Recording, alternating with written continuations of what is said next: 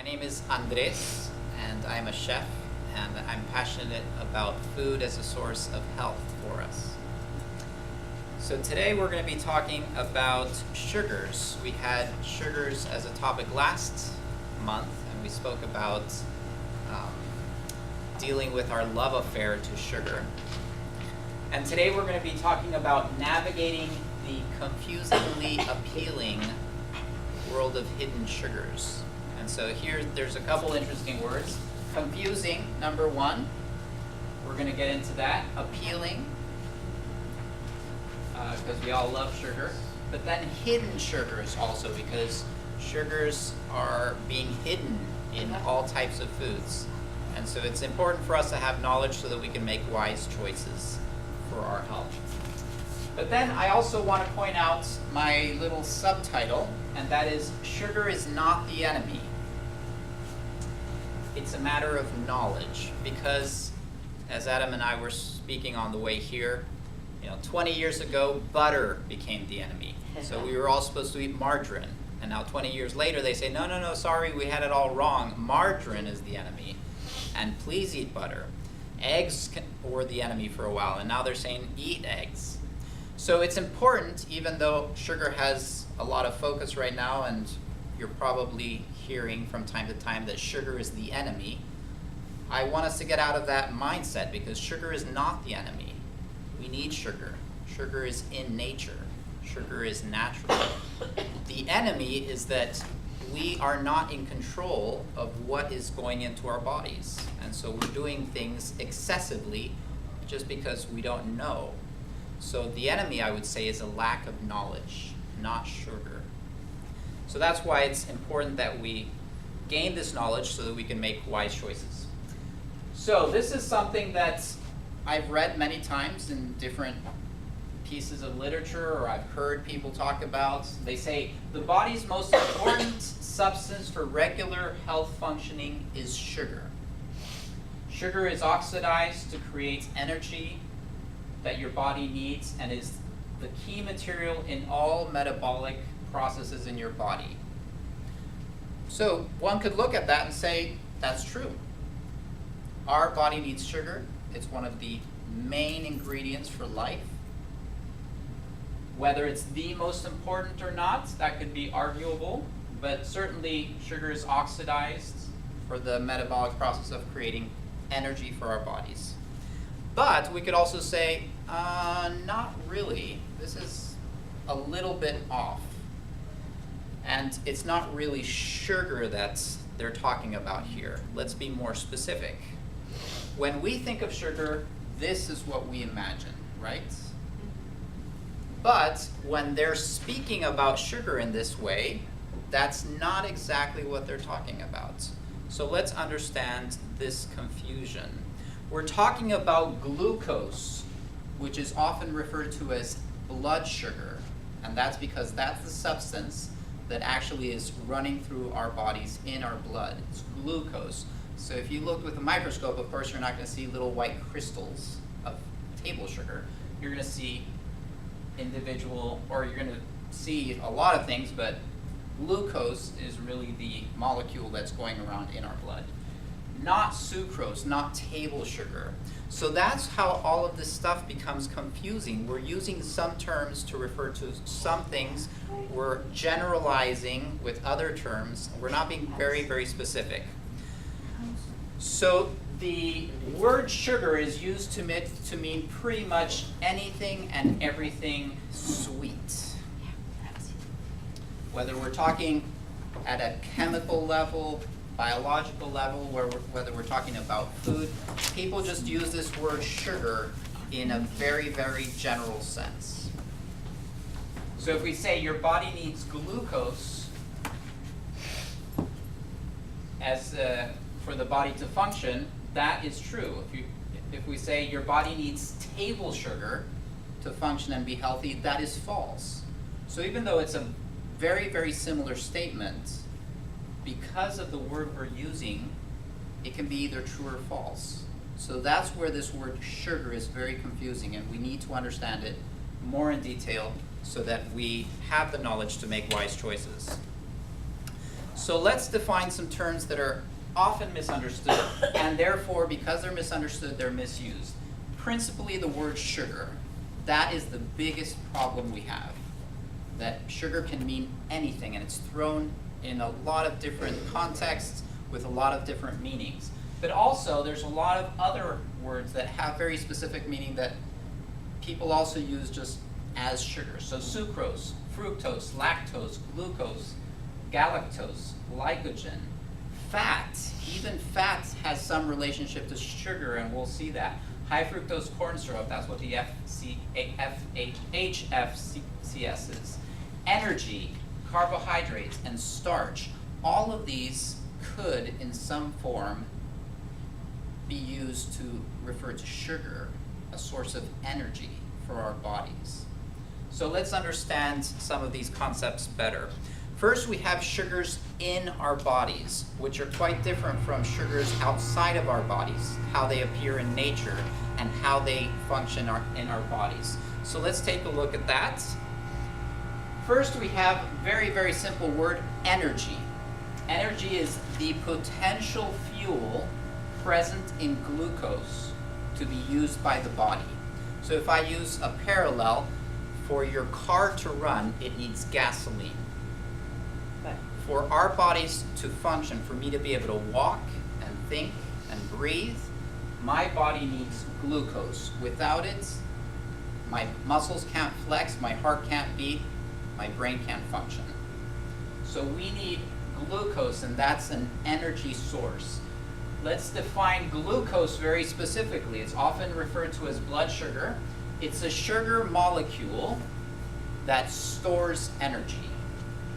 And this is interesting. In plants, it's stored as starch, whereas in animals, it's stored as glycogen. And we'll be looking at this difference a little bit more in detail. So let's define glycogen. Glycogen is a multi-branched glucose molecule used for storing energy. So let's think of glucose as an individual molecule, and then glycogen is just a lot of different glucose molecules branching out together. So they make a large molecule, and they're all linked together. And because they're linked together in a certain way, we call them glycogen. And the body uses this as storage. So if the body's going to store glucose, it doesn't just store it as glucose. It actually ties them together, turns it into glycogen, and then stores it as glycogen. So there we have sugars in our body. Glucose, primarily, that's what's running through our bloods. But also glycogen is glucose molecules chained together to store them. And then, of course, energy. Glucose is a source of energy for our bodies. So when we're talking about sugars in the body, those are the terms we need to really understand. Now let's talk about sugars outside of the body, but natural and unprocessed, because then we're going to look at sugars outside of the body that are unnatural and processed. So first, let's look at the natural, unprocessed ones. So the three main ones that we hear about are sucrose, fructose, and lactose. And those we hear about, the food industry talks about them a lot. There's plenty more, but these I would say are the three big ones that get talked about a lot. So they're all common types of natural sugars found in food. All types of food. Meat has sugar in it. Vegetables have sugar in it. Fruit obviously has sugar in it. But wheat, just about any food you can think of, it's going to have some sugar in it. So galactose is the fourth common one, and we'll touch on that one. But when we're talking about sugar molecules, we have saccharide, which is like the general grouping. It's a sugar molecule. So if we're talking about saccharides, that just means a sugar molecule. So you have monosaccharides, which is a single molecule, and examples of those are fructose, glucose, galactose, dextrose, ribose, and many, many others. So these are individual molecules, whereas disaccharide is two molecules tied together. So examples of that are sucrose and lactose. So sucrose is actually a fructose and a glucose molecule tied together. So I'll repeat that again. Sucrose is a glucose and a fructose molecule tied together. We have lactose. Lactose is a fructose and the galactose molecule tied together. So that's how these vary. Some of them are single molecules, some of them are double molecules. Some of the single molecules, when you combine them in certain ways, will make these double molecules. But for all general purposes, all of these are basically just sugar in different forms that our body can use. So our body is always going to break it down to the smallest component, which is going to be glucose. So our body has to always break it down and turn it into glucose in order for it to go into our bloods, in order for our cells to use that. So obviously our body likes glucose best because it's the easiest to process. But it can use all of them as sources of energy. So here we have a couple of the examples I talked about. Sucrose, it occurs in most foods in varying amounts. It's a disaccharide, so it's 2 molecules, and it's made up of glucose and fructose. Fructose is highly concentrated in fruits, so if you're eating a fruit, most of the sugar in there is actually going to be fructose. There is going to be some glucose, there might be some galactose, but most of it is going to be fructose. And that's why we call it fructose, because of its high concentration in fruits. But it's also present in a wide array of foods. So you'll find fructose in some common vegetables. So just because it's called fructose doesn't exclusively mean that it only exists in fruits. It can be present in a lot of different ways. For example, high fructose corn syrup, there's that word, fructose. Corn has plenty of fructose. And so they squeeze the corn kernels and pull out the fructose, and that's what they use to make high fructose corn syrup. And then lactose, which obviously is the dairy sweet. It's highly concentrated in milk and therefore in cheeses and anything that's made of milk. It's a disaccharide, which means 2 molecules. And those 2 molecules are glucose and galactose. So when those 2 are linked together, we call them lactose. And it gives the molecules a certain property. They'll taste in a certain way, they'll have certain smells, they'll have certain characteristics that make them special. So let's continue talking about these words outside of the body, sugar outside of the body, but natural, unprocessed. So another very common word is starch. So we talk about carbohydrates, starches, potato, rice, these are starches. What exactly does a starch mean? So starch is a carbohydrate arranged in long chains of glucose units. So what we're calling starch is actually glucose in the rice or in the potato or in some other roots or vegetable, and it's just glucose that's in long chains. We call that starch. So really, you could call it long chains of sugar. So when you're eating a potato, instead of thinking, oh, this is starchy food, just think, this food has long chains of sugar, which has its advantages and disadvantages, and we're going to come to that. But that's what starch is. And then carbohydrates. This is another very confusing word that's used in a lot of different ways. Carbohydrates often is referred to as a well, the real term is it's a molecule consisting of carbon, hydrogen, and oxygen. That's its true definition. But that doesn't tell us so much as far as food is concerned. So it's often used to mean sugars, starches, and fibers found in food, in grains and vegetables, milk products.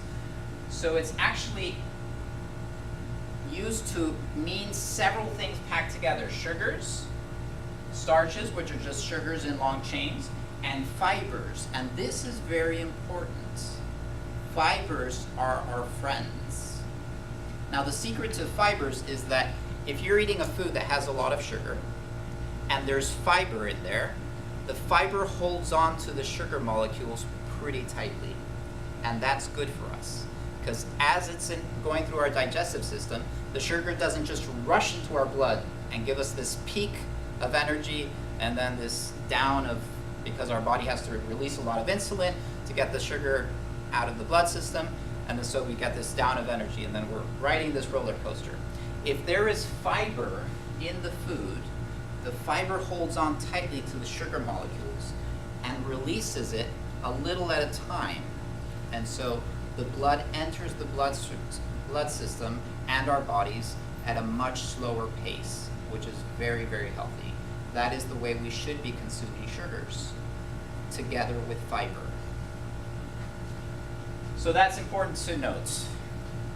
Now let's take a look at sugars outside of the body, but unnatural and processed. So this is stuff that we humans have created, taking advantage of all the knowledge we have about sugars and how we can manipulate them and the different types of molecules and their characteristics.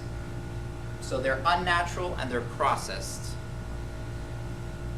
First, this very, very important word, sugar.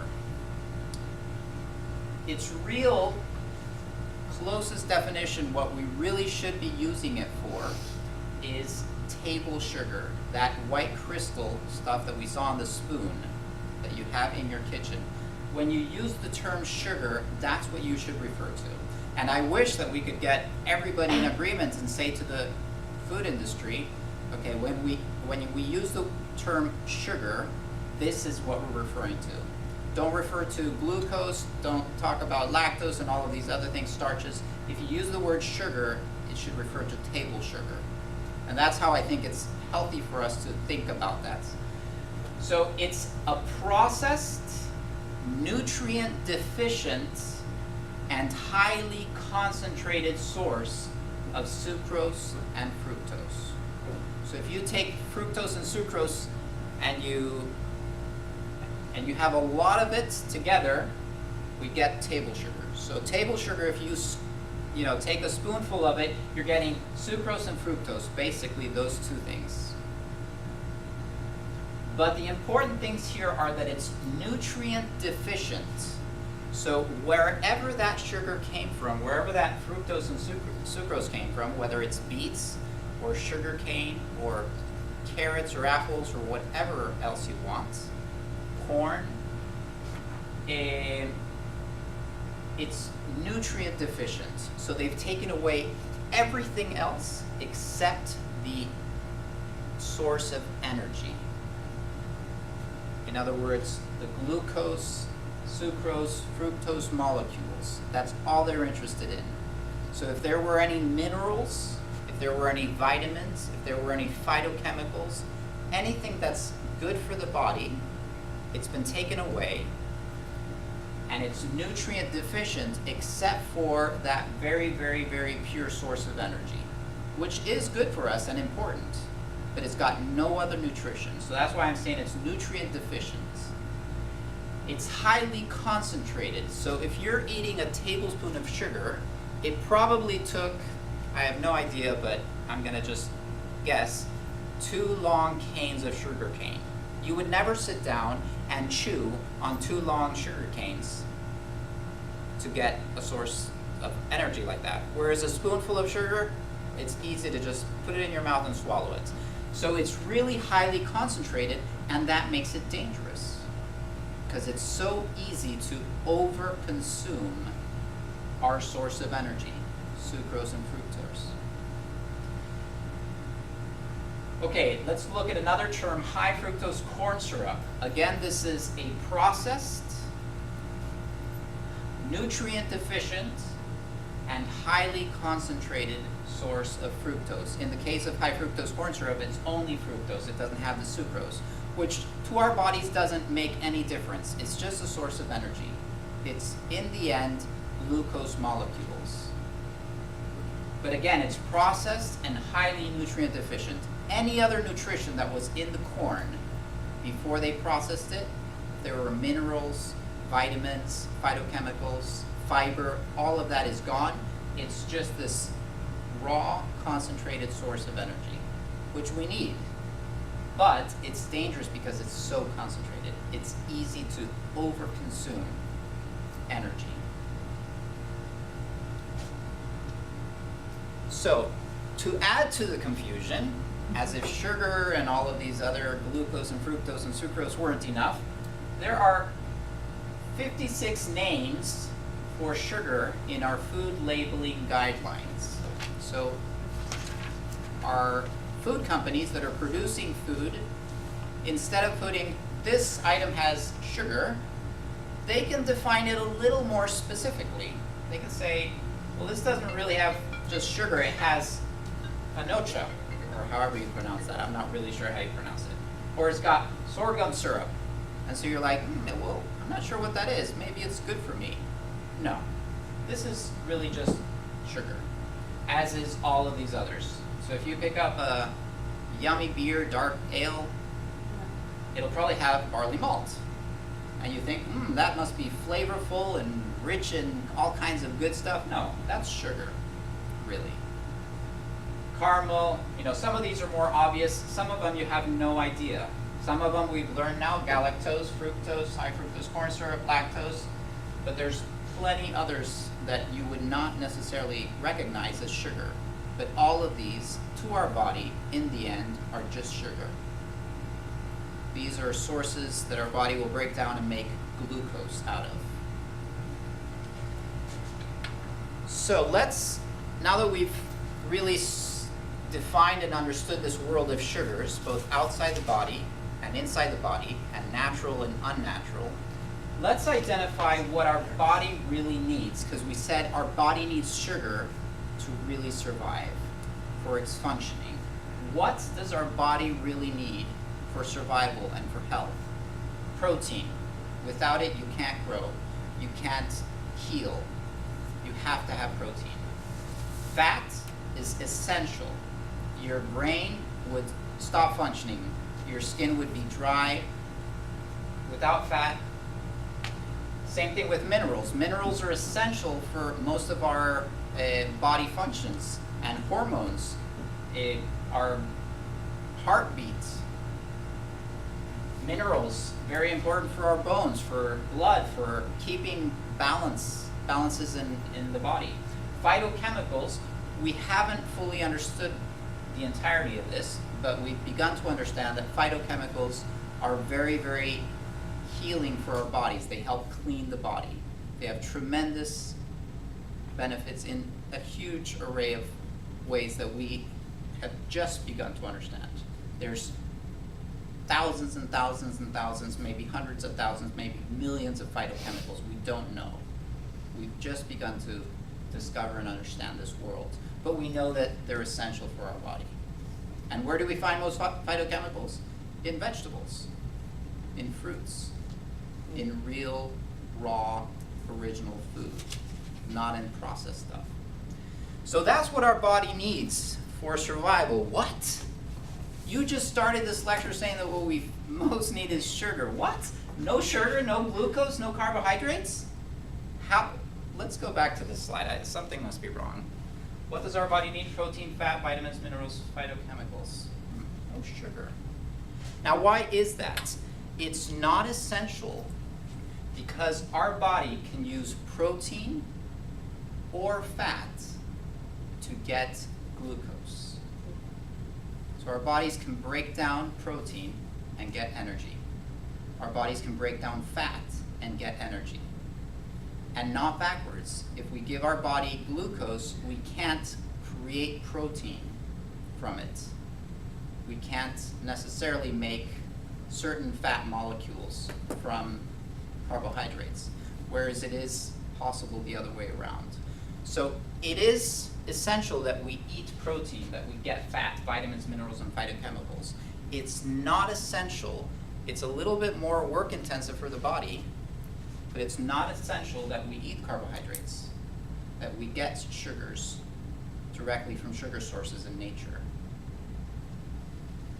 So of course, it is recommended to eat carbohydrates, to have a very balanced meal, but it's interesting that it's not essential. Our bodies would survive and thrive if we never ate sugar again. Or carbohydrates, we would survive. So let's take a look at the processed food diet, which is the problem here. It's not sugars. And now that we have knowledge, we can't blame it on knowledge. The real problem is that the food that is available to us, if I walk into a grocery store, if I go to a fast food restaurant, if I go to a convenience store, what is available to me? Unfortunately, the standard American diet is what is in 90% of those places, 90% of the shelves. And this processed food diet, the standard American diet, has a main problem, and that is that we're not getting enough of 3 things for our health, and we're getting too much of 5 things. So I want us to understand what that is. We're not getting enough of these 3 things. Fiber, because when we process food, we take out the fiber. Fiber, if it sits on the shelf, it rots. If you get rid of the fiber, then you can have a Twinkie that can sit on the shelf for 10 years and doesn't rot. But why is fiber important? It's important because it cleans our system. As food is going through our digestive tract, when there is fiber, the fiber is rough and it scratches the edges and grabs all of the bad stuff and takes it with it. So the fiber is essential for our body's cleaning. Omega-3 fats. Our standard American diet does not give us enough of that. That's why people say eat fish, and they're talking about wild-caught fish. Those have lots of omega-3s. So, but in our standard American processed food diet, we're not getting enough omega-3s. And then micronutrients, and these are those phytochemicals that I'm talking about. Because they've processed the food and gotten rid of all of this other stuff, the micronutrients are gone. And so if we don't pick up an apple and eat natural food, real food, we're not getting enough micronutrients, which are also essential for cleaning our system, for healing, for keeping us very healthy. So these are the things that we're not getting enough of. Now let's look at what we're getting too much of when we're eating processed food. The number one thing is we're getting too much sugar. And that's what the problem is. It's not the sugar that's at fault. It's the quantity of sugar that we're eating that is the problem. We're getting way too much sugar. Way too much sugar. And then we're getting too many trans fats, and these are manufactured oils. This is processed food, which aren't natural, and we still don't know the effects of it, but they've done research and they know it's not good for us. So now it's recommended, don't eat trans fats. Omega-6s, like you think, oh, omega-3s, we need more of them. So omega-6, this must be good for me. Actually, we're getting too many omega-6s. Why? Because they're in all of the vegetable oils. So anything that you eat that has been fried, you're probably getting a lot of omega-6s. And omega-6s are important for our bodies. But like sugar being important for our bodies, we're just getting too much of it.